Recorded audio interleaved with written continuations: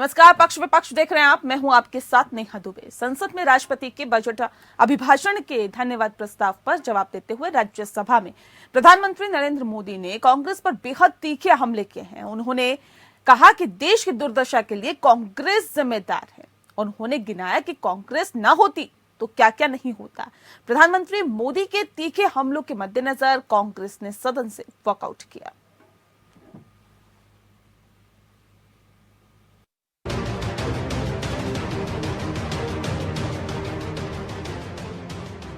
Offence is best defence. बचाव का सबसे बेहतर रास्ता है हमला करना। बजट को लेकर विपक्ष को जवाब देने की बजाय पीएम मोदी ने कांग्रेस पर गिन गिन कर हमले बोले।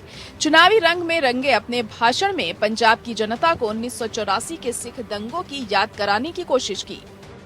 अगर कांग्रेस न होती तो सिखों का नरसंहार न होता, सिखों का नरसंहार न होता। सालों साल पंजाब आतंकी आग में न जलता। कश्मीरी पंडितों के पलायन से लेकर गोवा की आजादी के लिए मदद न करने के लिए पीएम मोदी ने तत्कालीन प्रधानमंत्री जवाहरलाल नेहरू को जमकर कोसा। तब के प्रधानमंत्री पंडित नेहरू को दुनिया में मेरी छवि बिगड़ जाएगी तो, और इसलिए उनको लगता था कि गोवा की औपनिवेशिक सरकार पर आक्रमण करने से उनकी जो एक ग्लोबल लीडर की शांति प्रिय नेता की छवि है वो चकनाचूर हो जाएगी।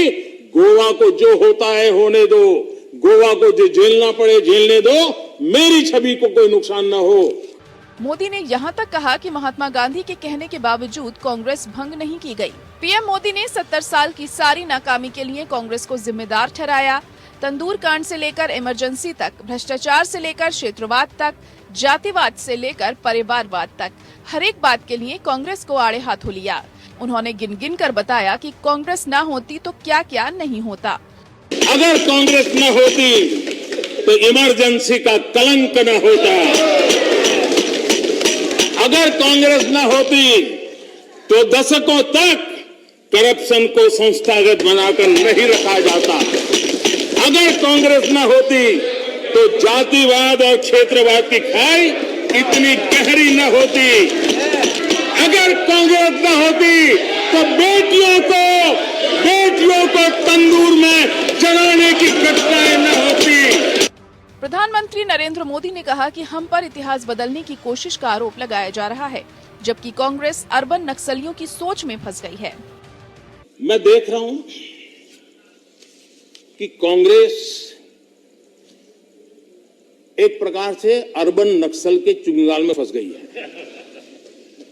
उनकी पूरी सोचने के तरीकों को अर्बन नक्सलों ने कब्जा कर लिया है और इसलिए उनकी सारी सोच गतिविधि डिस्ट्रक्टिव बन गई है। हाल ही में विपक्षी दलों ने भीमा कोरेगांव मामले में पिछले कई सालों से जेल में बंद बुद्धिजीवियों की रिहाई के लिए मोदी सरकार से गुहार लगाई थी। वहीं पीएम मोदी ने लोकसभा में जवाब देते हुए कहा था कि कांग्रेस टुकड़े टुकड़े गैंग का हिस्सा बन गई है। अर्बन नक्सल ने बहुत चालाकी पूर्वक कांग्रेस की इस दुर्दशा का फायदा उठा करके उसके मन को पूरी तरह कब्जा कर लिया, उसके विचार प्रवाह को कब्जा कर लिया और उसी के कारण बार बार ये बोल रहे हैं इतिहास बदल रहा है। पीएम मोदी ने आज की मुश्किलात के बजाय इतिहास को लेकर कांग्रेस को कटघरे में खड़ा किया। वहीं अपनी सरकार की हर एक बात पर पीठ भी थपथपाई। तो कांग्रेस ने पीएम मोदी के भाषण का बाइकॉट किया। कांग्रेस सांसद पी चिदम्बरम ने कहा कि टुकड़े टुकड़े गैंग के सदस्य कौन कौन हैं। इस पर सरकार ने कहा कि हमारे पास आंकड़े नहीं हैं। मोदी सरकार के पास किसी भी चीज का आंकड़ा नहीं रखा जाता, चाहे प्रवासी मजदूरों के लौटते वक्त हुई मौत का आंकड़ा हो या गंगा में बहती लाशों का आंकड़ा। There is no data available on the Tukde gang. There is no data available on oxygen shortage deaths. There is no data available on the bodies flowing on the rivers. There is no data available on how many migrants walked back to their homes. There is no data available on doubling farmers' income, which should have been done in 2022. This is a no data available government, otherwise NDA government. बहरहाल पिछले 7 साल से इतिहास की गलतियों को लेकर सियासत जारी है और चुनाव लड़े जा रहे हैं, लेकिन मौजूदा हालात के लिए कोई भी जवाबदेह नहीं है। 7 साल का हिसाब देने की बजाय 44 सीटों पर सिमटी कांग्रेस से ही पिछले 70 साल का हिसाब मांगा जा रहा है। Bureau report, APN।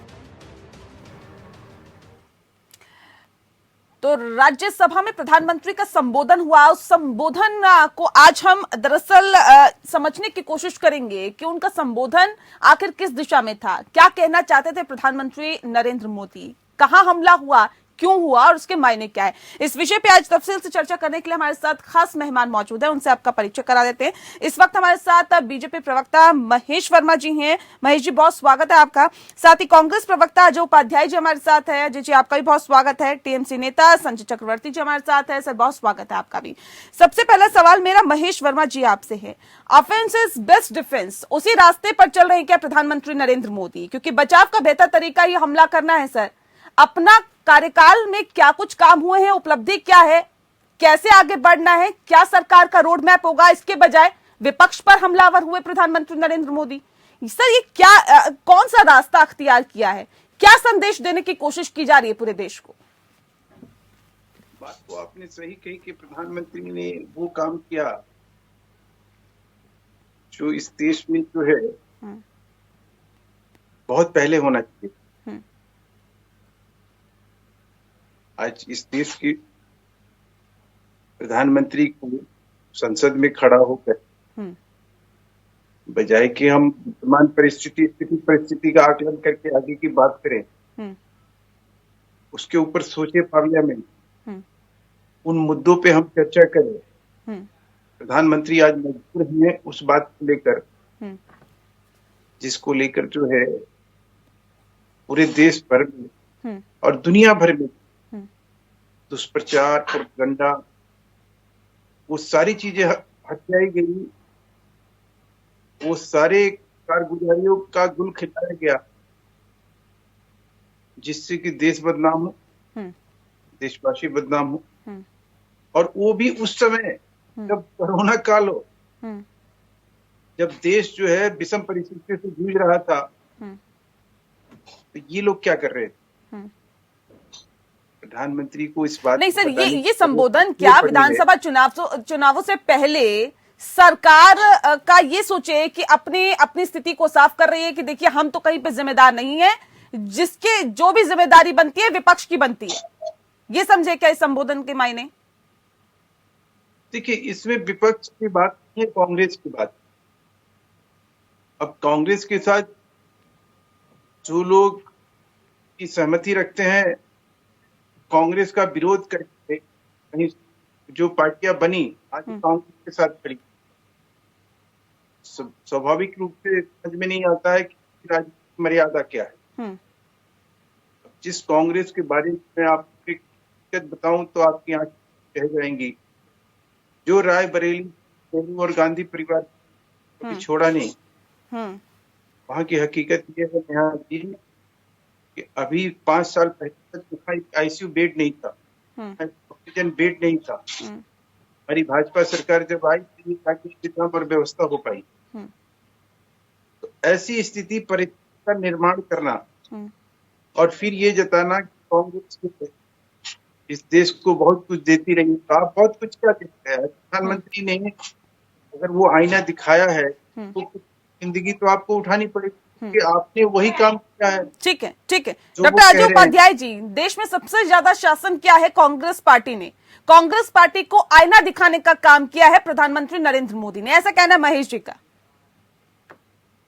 ये तो सच्चाई है और सच बात है कि यदि सबसे ज्यादा शासन कांग्रेस पार्टी ने किया है तो इसका मतलब या तो हम और हमारे जो भाजपा के साथी अपने बुजुर्गों के मतदान के बिहेवियर पर प्रश्न लगा रहे हैं, उनके बुद्धिमत्ता पर प्रश्न लगा रहे हैं, उनके सोच पर प्रश्न लगा रहे हैं, जिन लोगों ने कांग्रेस पार्टी को 47, 48, 50 वर्षों तक शासन में रखा। और मैं ये भी मानता हूं कि भाजपा की भी जो 6 साल की सरकार रही, मोदी जी के पहले भी भाजपा की सरकार इस देश में रही है, 10 साल के लगभग टोटल जोड़ दे तो विपक्ष के अन्य पार्टियों में जिसमें भाजपा सहयोगी की भूमिका में रही, उनकी भी सरकार रही। इन सब पर प्रश्न लगाने का काम मोदी जी ने किया है। मैं वर्मा जी, आप लोगों ने सदन से वॉकआउट क्यों किया? देखिए, वॉकआउट का मुद्दा सिर्फ नहीं है, मुद्दा है कि अभिभाषण जो होता है बजट पर, राष्ट्रपति के अभिभाषण, उस पर जो बहस होती है, उस बहस में सरकार से कुछ प्रश्न विपक्ष पूछता है। यही परंपरा आज तक रही है। सरकार विपक्ष से प्रश्न पहली बार पूछ रही है, और वो भी कब, जब अपने को छुपाना है उसके बीच आकर के अपनी नाकामियों को, झूठ और प्रोपेगेंडा फैलाना है, न कि बजट के मुद्दों पर जो जनता से जुड़े मुद्दे हैं जिन पर विपक्ष ने प्रश्न खड़ा किया था उसका जवाब देने का। मैं प्रश्न पूछता हूं आपके माध्यम से, और आपके दर्शक भी इस बात को समझते होंगे कि क्या एक भी प्रश्न का जवाब कि क्यों मिडिल क्लास को इतना तंग किया जा रहा है, क्यों गरीबी इतनी बेतहाशा बढ़ी हुई है, क्यों महंगाई इतनी ज्यादा है, क्यों बेरोजगारी आज 8.1% राष्ट्रीय स्तर पर लगभग आ गई है, 7.9%। हाँ, उनका जिक्र महेश जी क्यों नहीं हुआ, ये भी एक बड़ा सवाल है। संजय जी का भी जिक्र, ठीक है संजय जी, आपसे सवाल है मेरा। संजय जी, कल भी हमने देखा, आज भी देखा, प्रधानमंत्री बहुत आक्रामक मूड में दिखाई दिए और सभी पार्टियों को आड़े हाथों उन्होंने लिया। कोरोना काल पे उन्होंने कहा कि तमाम जो पार्टियां हैं, तमाम जो राज्य सरकारें हैं, उन्होंने कोरोना को फैलाने का काम किया है। उसमें पश्चिम बंगाल की सरकार भी आती है। सर, जब तमाम जो मजदूर है वो अपने घर को जाने के लिए आतुर थे, तो उस वक्त फ्री टिकट देने का काम तमाम और राज्य सरकारें कर रही थी, उनको भड़काने का काम कर रही थी, ऐसा कहना है प्रधानमंत्री नरेंद्र मोदी का। तो न सिर्फ कांग्रेस को बल्कि विपक्ष, पूरे विपक्ष को आड़े हाथों लेते हुए प्रधानमंत्री दिखाई दिए। सर,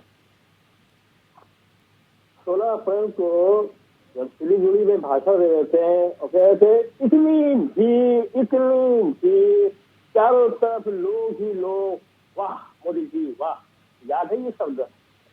ये मोदी जी जो है वाह मोदी जी वाह कर रहे थे और विपक्ष को आलोचना फैला रही थी। मतलब जो है हम करें तो ठीक, ये तो वही वाली बात हो गई, हम जो काम करेंगे वो ठीक रहेगा, बाकी जो दूसरे का लोग करेंगे वो गलत है। हम रैली करें तो सही, दूसरे करें तो गलत। हम करें तो वहाँ पे कोरोना ठीक हो जाता है, दूसरा करते हैं तो कोरोना को फैलाते हैं। ये सिंपल वे से असल बात क्या है कि इनके पास मुद्दा नहीं है, अभी 70 साल से बड़े मुद्दे उठा रहे हैं। एक परिवार के मुखिया के रूप में हमारा फ्यूचर प्लान क्या होना चाहिए, उसके बात न करके 70 साल में कांग्रेस ने क्या किया उसके बारे में बात कर रहे हैं। अगर मैं ये जो बात कर रहे हैं तो मैं इनको मुद्दा बता दूं, 19 जनवरी 1990 में जब कश्मीरी का पलायन हुआ था, बीजेपी ना होती तो कश्मीरी का पलायन ना होता। 2002 के दंगा अगर बात करते हैं तो बीजेपी ना होती 2002 के दंगा ना होता, अक्षरधाम का हमला वो ना होता, से ना होता, कोरोना काल में जो मौतें हुई हैं, लाखों लोग मरे हैं, वो ना होता, लाशों को बालू में दबाया गया है, वो ना होता। तो बीजेपी इसके बारे में जवाब देना नहीं चाहती। ठीक है, जवाब ले लेते हैं इस पे महेश जी बहुत सवाल उठ रहा है आप लोगों पे। प्रधानमंत्री ये कहते हैं कि कांग्रेस ना होती तो ये होता, ये लोग कह रहे हैं बीजेपी ना होती तो बहुत कुछ होता। क्या इन 6-7 सालों में, भले ही 68 सालों में क्या हुआ हो क्या ना हुआ हो, क्या उसका जिक्र करके उन 6-7 सालों के कामकाज पर या फिर अपनी नाकामी पर वो पर्दा डालने की कोशिश की जा रही प्रधानमंत्री के जरिए, और कांग्रेस ना होती तो क्या होता, ये क्या बताने की कोशिश कर रहे हैं प्रधानमंत्री नरेंद्र मोदी कि इमरजेंसी का कलंक नहीं होता, जातिवाद और क्षेत्रवाद की खाई नहीं होती। सर, ये सब तो आरोप आप लोगों पर लगते हैं कि क्षेत्रवाद और जातिवाद की खाई आप लोग पैदा करते हैं। नेहा जी, एक चीज बताइए कि लगभग 16 तो ऐसे कानून इस देश में जिसके जरिए जो है कॉर्पोरेट सेक्टर के लोग परेशान रहते थे, कुछ जो कॉमन मैन है, जो हमारे आम आदमी है, वो परेशान रहते थे। उस कानून के आड़ में सरकारी एजेंसी, सरकारी जो लोग हैं, नौकरशाह हैं, इंस्पेक्टर जो राज होता था, उसके जरिए जो है वसूली का काम होता है, वो खत्म कर दिया गया। वो मतलब 6 साल या 7 साल में अगर ये काम किया गया है तो क्या बड़ी बात है। अब दूसरी बात सुन लीजिए, जो आंख खोल देने वाली बात है।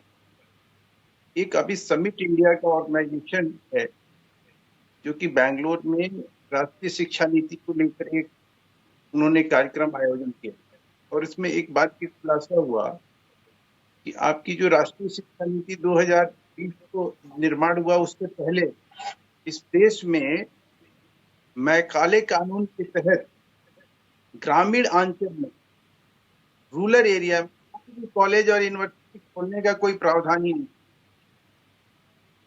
कैसी विडंबना है। मतलब आप जो है रूरल एरिया में पॉलिसी सर तो आप बोलते कर दीजिए हैं। ना, ये सब बताने की ऐसे क्या काम- जरूरत है? क्या देश की जनता नहीं जानती है क्या कि पिछले 68 सालों में क्या काम हुआ था? अब 6 सालों में आपने क्या करवाया, उसका लेखा जोखा देना प्रधानमंत्री नरेंद्र मोदी, या फिर वही- आगे का वही क्या बात- रोड मैप है वो बताना चाहिए। वो उस रोड मैप को जब हम अजय सामने उपाध्याय जी रखते हैं- कुछ कहना चाह रहे नहीं, बताइए। हम जब हम सामने रखे हैं तभी तो वो बौखलाहट सामने आई है। ठीक है। और उस बौखलाहट का जवाब देना पड़ेगा ना, एक पार्टी के नाते हमारी जिम्मेवारी बनती है। ठीक है, अजय जी कुछ कह रहे हैं, सुन लेते हैं फिर आते हैं आपके पास। अपने नाकामियों को छुपाने के लिए कांग्रेस पर जितना प्रश्न किया हो, लेकिन मैं पुनः याद कराऊंगा आपके दर्शकों को कि मोदी सरकार न होती तो महंगाई का बोझ न होता, 100 पार पेट्रोल डीजल न होता, 200 पार खाने का तेल न होता, 1000 पार पकाने का तेल न होता। नहीं, ये 84 के सिख दंगों को भी याद किया गया है यहाँ पर अजय जी। और लोगों का बजट लूटना सरकार का धर्म न होता। मैं पुनः बोलना चाहता हूँ, मोदी सरकार न होती तो बेतहाशा बेरोजगारी की मार न होती, बेरोजगारी दर 8% के पार न होती, मैन्युफैक्चरिंग में 2 करोड़ 70 लाख लोगों की नौकरियां न जाती, लॉकडाउन में 12 करोड़ 20 लाख लोगों की नौकरी न जाती, केंद्र सरकार में 30 लाख पद खाली न होते, डेमोग्राफिक डिविडेंड जो है डेमोग्राफिक डिजास्टर न बनता। फिर मैं बोलता हूँ, मोदी सरकार न होती तो बंद अर्थव्यवस्था, बंद व्यापार न होता, 60 लाख MSME का बंद कारोबार न होता, देश की GDP का बंटाधार न होता, बैंक लुटेरे का विदेशों में पार न होता। ठीक, इनका जिक्र कहाँ था प्रधानमंत्री के संबोधन में? बैंक महेश जी 10 लाख करोड़ पार न होता, नोटबंदी गलत GST का वार न होता। कह रहे इतनी नाकामियां हैं मोदी सरकार की, इनके ऊपर नहीं बोलना चाहिए प्रधानमंत्री को? नहीं, हमने बोला ना, हमने अपनी चीजों को सामने रख के बात, हमने कहा ना कि देश दुनिया में किसानों पर 3 काले कानून का प्रहार क्यों हुआ, किसके सरकार में हुआ? मोदी जी के सरकार में हुआ। 700 किसानों की शहादत का समाचार किसके समय में मिला? मोदी जी के समय में मिला। दुगुनी आय के जुमले का पर वोट का व्यापार किसने किया? मोदी जी ने किया। मैं अभी भी कह रहा हूँ, प्रतिदिन की आमदनी से किसान हमारे पास आज बेजान हो गए हैं, किसके सरकार में हुआ? MSP की गारंटी का जो धन्यवाद मचा हुआ है, कांग्रेस जो है इस दौर सरकार नहीं चला रही का नारा बार-बार, नहीं तो आपकी काट जाती, आप लाशों को नहीं गिन पाते। पर नहीं चर्चा करेंगे, आपको दावे के साथ कह रहा हूँ, चर्चा होनी थी आज लोकसभा। धन्यवाद करिए कि नरेंद्र मोदी सरकार है, नरेंद्र मोदी ने किसी तरह से देश को बचा लिया कि हमें कहीं एक दैविक नहीं सर, ये 1984 के सिख दंगों को याद किया जा रहा है, ये क्यों याद किया जा रहा है? पंजाब में विधानसभा चुनाव है इसलिए। व्यवसायियों का जो है आज विनाश काल चल रहा है, पंजाब सबको पता है, की बात ये अमृत काल नहीं है। कभी आज सपने में भी नहीं सोचा होगा देश का। सर इससे पहले कितनी बार अभिभाषण हुआ है प्रधानमंत्री नरेंद्र मोदी का? कैसे होगा कि 75 साल के बाद शर्मा जी एक एक करके रखिए, एक एक करके रखिए बात अपनी। राज चल रहा है, क्या तरीका है? अमृतकाल चल रहा है, कैसे होगा? इस तरह से अगर डिबेट करेंगे तो फिर वही एक एक करके महेश जी, 84 के दंगों को क्यों याद किया गया? इससे पहले अभिभाषण नहीं हुआ क्या प्रधानमंत्री का? तब तो 84 के दंगों को याद नहीं किया गया। एक सेकंड सुन लेते हैं महेश जी को बोलने दीजिए, उसके बाद फिर आपका रुख करते हैं। ठीक है, 84 के दंगों की अगर हम बात करें तो निश्चित रूप से उसको याद दिलाएंगे। बात करेगा आप 84 के दंगे होते हैं और उन दंगों के जो अपराधी होते हैं की बात नहीं करिएगा आप, की भी बात कीजिए। युवाओं का, किसानों का, गृहिणियों का, गरीबों का, छोटे दुकानदारों का, व्यवसायियों का जो आज विनाश काल चल रहा है, ठीक। मोदी जी को चर्चा करनी चाहिए। ठीक है संजय जी, टुकड़े टुकड़े गैंग की बात की गई, टुकड़े टुकड़े गैंग की बात की गई। ये चीजें की बात नहीं कर सकते, उनके पास 5 के गले मुर्दे उठाने की बात है। प्रेजेंट में बात करेंगे तो हिंदू मुसलमान करेंगे, प्रेजेंट में बात करेंगे तो ये दंगों की बात करेंगे, प्रेजेंट में बात नहीं कर सकते। इनके पास कोई भी इनके पास रूपरेखा नहीं है, फ्यूचर की कोई प्लानिंग नहीं है। 2 करोड़ नौकरी देने का वादा किया था, कहाँ गया वो 2 करोड़ नौकरी? अब कहते हैं कि 5 साल में 60 लाख लोगों को नौकरी देंगे। तो इनके पास कहीं किसी तरह के कोई रोड मैप नहीं है, इसीलिए गले मुर्दे उठा सके अपनी ये गलतियों को, ये तोहमत दूसरे को मरने की कोशिश कर रहे हैं। आपके पास 8 साल से सरकार है, आपने आज तक क्या किया? पहले इस बात का जवाब दिए। उसके बाद किसी ने क्या किया उसकी जवाबदेही हो जाए। आप भी 8 साल से केंद्र में सरकार है, आपने क्या किया, आप इसकी जवाब दीजिए। आपके पास कोई रोड मैप नहीं है, इसलिए आप दूसरों पर आरोप मढ़ रहे हैं। इस तरह के आरोप आप लोगों पर लग रहे हैं, पहली बात। और दूसरी बात ये कि पी चिदम्बरम ने जब ये पूछा कि टुकड़े टुकड़े गैंग में कौन कौन है, तो आप लोगों के पास उसका आंकड़ा क्यों नहीं है सर? क्यों उसका जिक्र नहीं किया? देखिए, अब अगर वो एंटरटेनमेंट करेंगे लालू यादव की तरह, मोदी जी उनका नाम क्या कर रहे थे कि टुकड़े गैंग में मोदी जी क्या कर रहे थे पार्लियामेंट में? टुकड़े गैंग में सारा नाटक कर रहे थे, नहीं देखा आपको भी हंसी आ रही होगी कि कांग्रेस टुकड़े गैंग को किस तरह से कैरी ऑन कर रही है, और ये जो है उसी गैंग यही तो पूछना चाहते हैं। ये योगी आदित्यनाथ है गैंग में है तो आपका फर्ज बनता है आप किसी को छोड़ सकते हैं। देश में अगर किसी पूरे गैंग का मतलब ये है कि वो देशद्रोही है, मुकदमा दायर करिए उसके ऊपर। आप किसी पूरे गैंग बता करके आप बच नहीं सकते हैं। क्या किसी पूरे गैंग बोलते हैं, क्या किसी को बदनाम करें? के ऊपर जो वर्तमान स्थिति है उसके ऊपर फॉर्मर फाइनेंस मिनिस्टर समझ में आता है वो आपने 7 साल से रोना क्यों गा रहे हैं? कभी नेहरू जी पर चले जाते हैं, कभी कांग्रेस के नहीं सर, मेरा तो सीधा सा सवाल ये है ना महेश जी, कि प्रधानमंत्री का अभिभाषण सर पहली बार हुआ है क्या राज्यसभा में? हमेशा होता है ना। तो आज नेहरू जी को याद करना, उनके ऊपर आरोप लगाना, महात्मा गांधी को याद करना, नरसंहार को याद करना, 1984 को याद करना, कश्मीरी पंडितों को याद करना, सिख दंगों को याद करना, जातिवाद क्षेत्रवाद को याद करना, इमरजेंसी को याद करना, सर ये क्या था? टुकड़े टुकड़े गैंग को याद रखना? नहीं, ये इससे पहले भी तो अभिभाषण होते रहे। अब जो 5 राज्यों में विधानसभा चुनाव है, ये एक संदेश देने की कोशिश की देखिए हमारी कोई गलती नहीं है, जो खामियां कमियां रही विपक्ष के सर मढ़ दिए। नहीं, सुनिए लोग हैं जो काम कर रहे हैं, देश की हर चीज को इन्होंने बेचा, किसी चीज को इन्होंने नहीं छोड़ा। उन्होंने मानवता रोजगार कितना दिया भैया? देश को विदेशी महंगाई क्यों है इतनी ज्यादा, ये बताइए ना। हम तो यही बन के रह गए। ये आज लोग बेरोजगार क्यों है इतना? देश के अंदर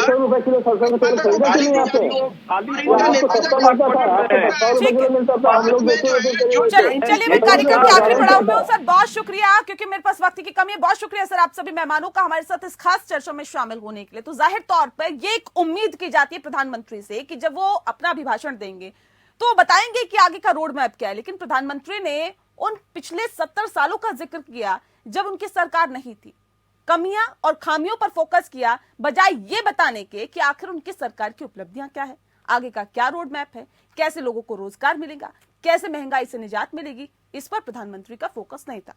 पक्ष विपक्ष में इतना ही। नमस्कार।